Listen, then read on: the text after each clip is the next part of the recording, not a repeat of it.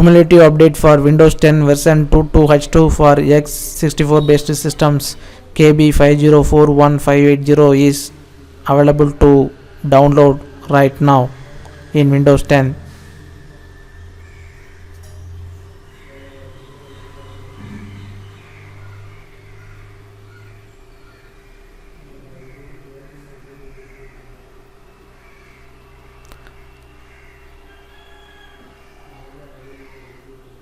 Improvements in this update.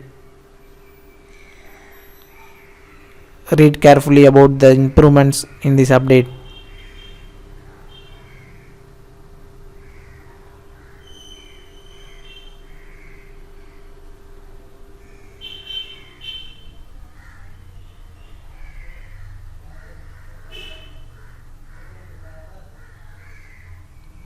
Known issues in this update. After installing this update, you might be unable to change your user account profile picture.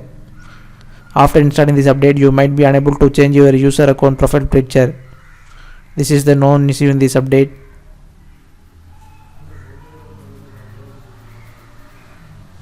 How to get this update?